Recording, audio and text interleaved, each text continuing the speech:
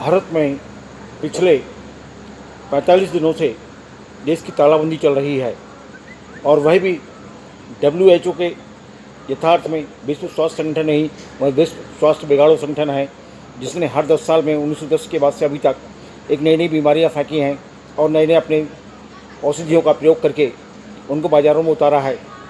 अपने पिछले 50 सालों से देखा होगा, सन 1980 के बाद से पूरे देश और दुनिया में एड्स के भय का तांडव किया गया और जब उसके 10 पैसे के कंडोम 10 रुपये में बिकने लग गए तो वह सारा तांडव खत्म हो गया। नहीं तो वरना उस टाइम भी 80 से लेकर 90 और 2000 तक लगातार एड्स के मामले में भी लोगों को परेशान किया जाता रहा और कहा जाता है कि उससे इतने लोग मर जाएंगे, उससे इतने लोग मर जाएंगे, और मालूम पड़ा उससे एक भी लोग नहीं मरे।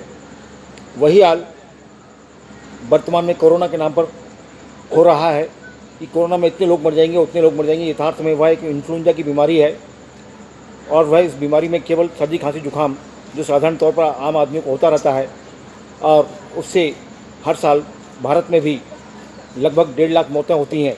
वैसे भी सर्दी खांसी जुकाम और बुखार के जो पीड़ित होते हैं उसमें मलेरिया, इन्फ्लुएंजा, फ्लू आदि की ही बीमारियों को बढ़ाकर वह कोरोना का दिखाया जा रहा है। यथार्थ में कोरोना कोई खास बीमारी नहीं है और ना ही कोई वायरस का पाखंड है, परंतु उसके नाम पर पूरे देश और दुनिया को बंद किया जा रहा है और देश के अंदर केवल पूंजीपतियों के लाभ के लिए काम किया जा रहा है। जनता उसको समझे और भयभीत ना हो।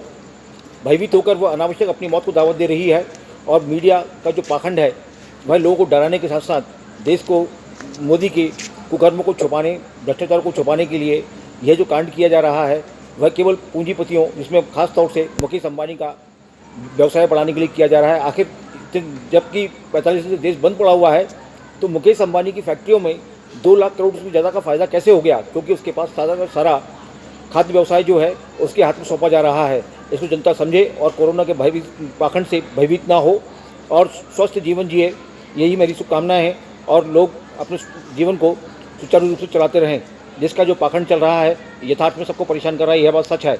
इसके लिए जनता को स्वयं आगे आकर जनता शासन के सामने अपनी परेशानियों को रखना पड़ेगा, तभी शायद कुछ बात बन सकती है इस देश में। धन्यवाद।